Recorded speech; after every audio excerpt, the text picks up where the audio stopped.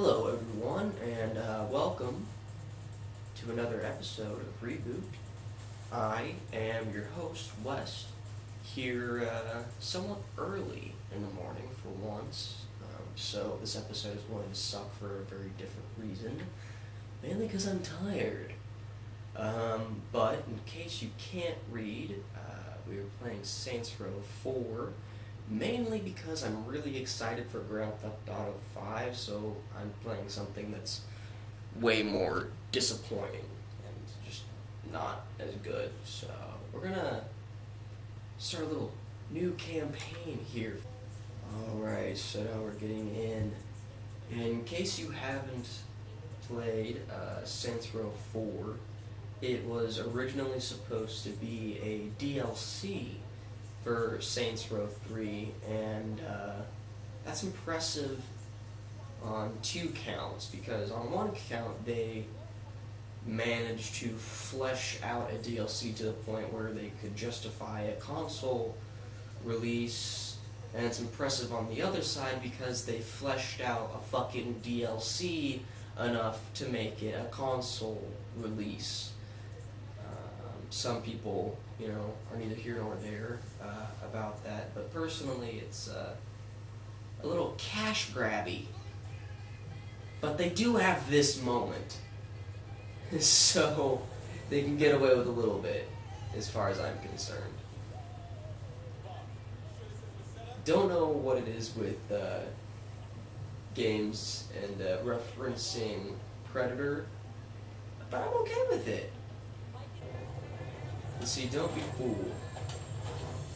Judging by this cutscene, it's leading you to think that maybe this is going to take a serious-ish tone and be more realistic than the last game was. And don't even get me started about the last game.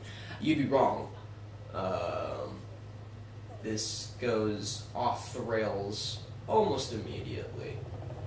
Just basically right after the tutorial sequence, and I've beaten the game, so it's not like I'm speaking from not knowing the entirety of the story. I've beaten the game, and I wish we could get back to Saints Row 2, because Saints Row 2 was, in my opinion, the best one because of the mix of a somewhat realistic story and the utmost ridiculousness of getting into a septic tank driving around spraying buildings with shit. You see the allure. Now, we're into the game proper, and you might be thinking that this game looks an awful lot like the graphics engine used in Saints Row 3, and the reason that you might think that is that you are basically 100% correct. There's almost no graphical difference. The user interface is exactly the same. All the buttons, all the basic gameplay apart from the inevitable superpowers, totally the same.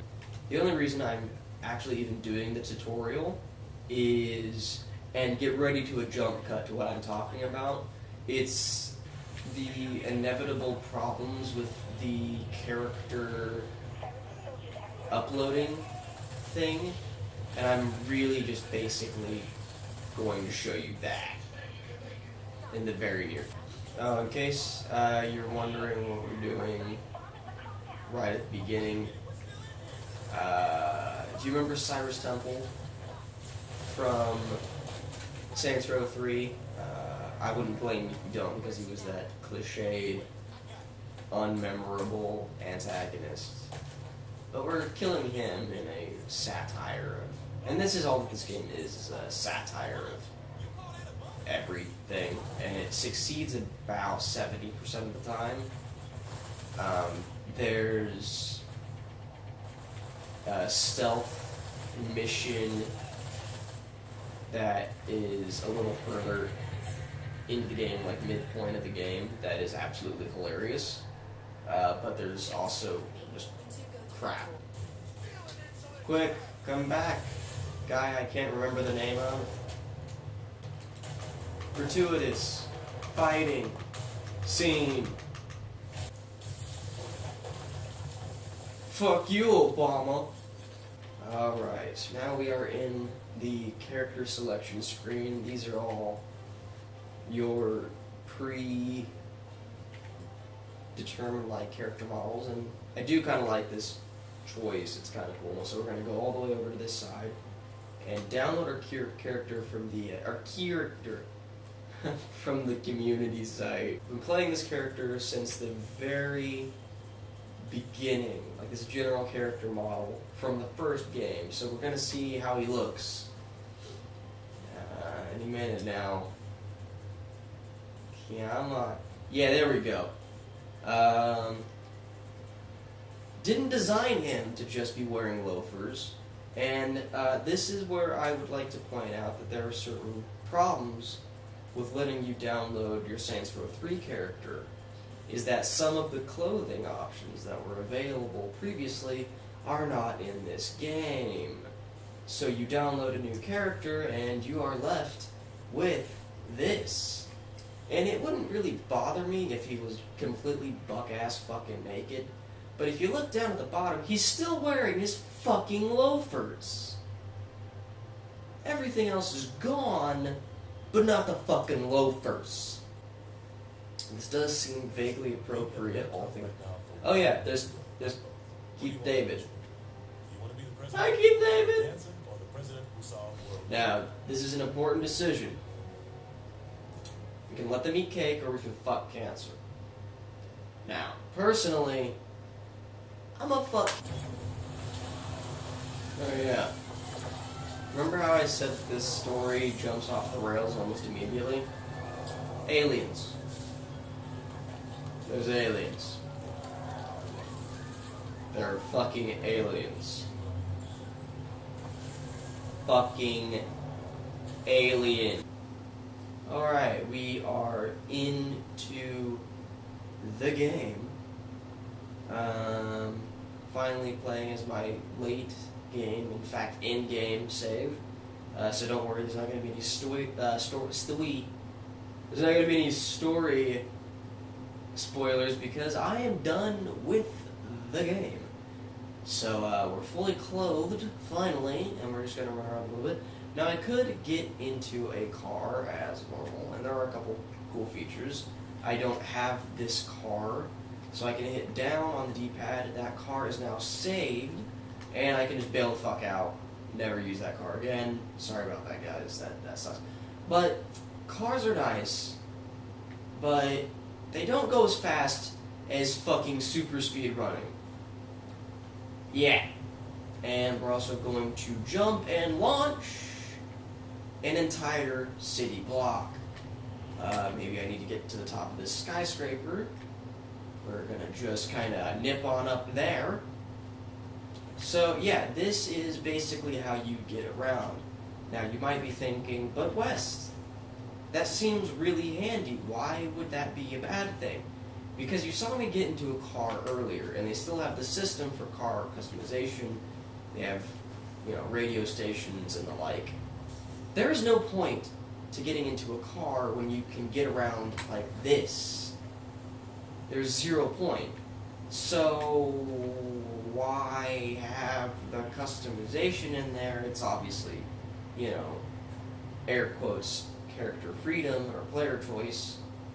But it's still kind of dumb when I can literally just run into cars and do this shit all day, every fucking day. But enough about that. We are going to get into my favorite power combo. First, you freeze, then you stomp. It's as easy as that. And that works on basically every single enemy type in the fucking game. Then you can pick someone up and do something ridiculous like that, or, ooh, sorry, I didn't mean to grope you that hard. Do this. Smash his face in. Okay, now we have enemies, and we're going to show you basically how easy this is. 2 shield enemies. Stomp them into oblivion. Okay. There's you. Freeze you, and then stomp you, and you're done. That's how easy the combat is in this now, with superpowers. So don't get me wrong, I like feeling super fucking powerful because I have a complex.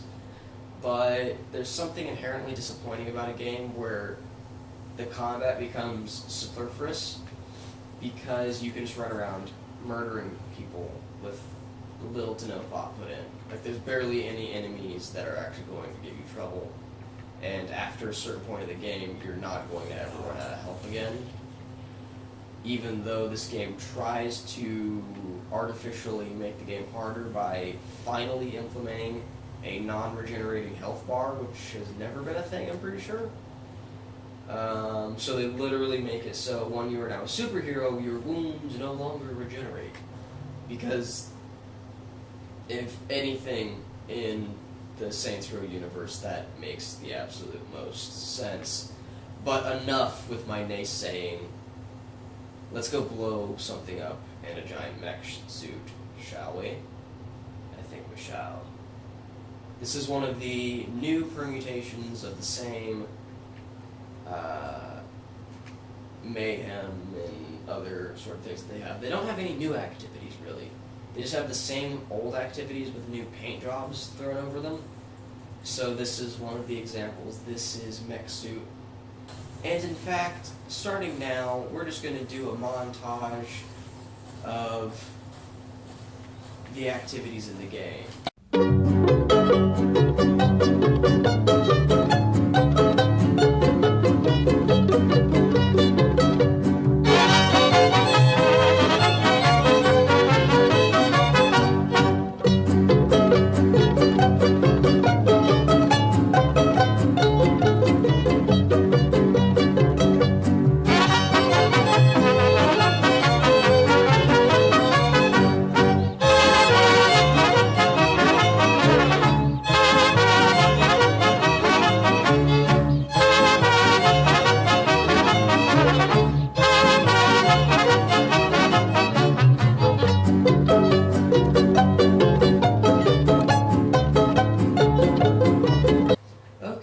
So that was like some of the activities, like a good 60 or 50% or something like that.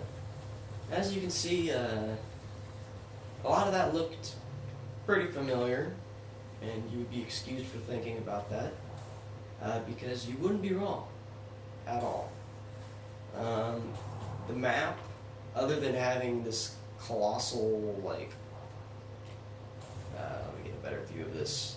These giant alien towers all over the place, which look cool, don't get me wrong. The map is basically pretty much the exact same. It's copy-paste. Most of the activities are copy-paste with a mech or a UFO thrown on top of them, or with super running ability thrown on top of it. The game, it's a DLC. This video is going to be pretty short because this should have been a DLC and they should have done something else. Oh, did you see me shoot that gap? That was pretty fucking cool. The game should have been a DLC. I don't even think I can jump on like car surf anymore because it's physical. Everything I touch dies. But yeah, the game, it's fine. It's good to fuck around with for a little while. Some of the weapons here, you got like your energy sword, and that's cool. Whackle launcher, dubstep gun. Like, so there's some like fun stuff in the game, and it's a good game to have fun with. Like, all the skins for your guns are pretty cool. But again, you also don't really need guns. You don't really need cars. The map is the exact same. A lot of the activities are the same. The one thing I will say is that I liked the story in this better than I liked the story in Saints Row 3, but that's because I think Saints Row 3 was an abysmal failure, and I didn't really like it. Saints Row 2 is still my favorite because, as I mentioned earlier, it was just that perfect blend of ridiculous but like serious and actually like a storyline that did have a couple of like, oh shit, that's fucked up moments in it. And this Saints Row 3 didn't have that at all. Like, I didn't care. And this one's more funny, and it does better at being funny, but it's still not very serious. There's still not very many, like, oh, that was messed up moments. I don't think there's actually any. There's a lot of collectibles to go through. I'm just basically taking out a checklist now because I want to be done with this game. There's a lot of collectibles and stuff to go through. Statues of Zinyak, computers with like little text-based adventure things, audio logs, and you can't see any of them because I basically gathered all of them, but there's little power node things, and there's about fucking 1,500 of them that you use to increase your powers, and I have basically all but like 10, I think. So there is like a little bit to do here. If you didn't play Saints Row 3, I would suggest this more than Saints Row 3. But this series is kind of like Fable with me. Like, I unconditionally love the series, but each game in succession has been disappointing me more and more. Looking at you, Peter fucking Molyneux. But, you know, it's a decent game. It's good to just kind of fuck around with. And that's really all there can be said about it because it's not really that original. It's just, it's fine. And and the era of AAA blockbusters, when you release a game a month or so before GTA 5 comes out, you need more than fine. But honestly, that's all that I can really say about the game. Sorry if it comes across as me as being really bitchy, but that's all that can be said about it, really. I'm going to cut this one a little bit short, mainly because I want to play something else. So if you watch this, thank you very much. And, as always, have a good day, folks. Bye-bye.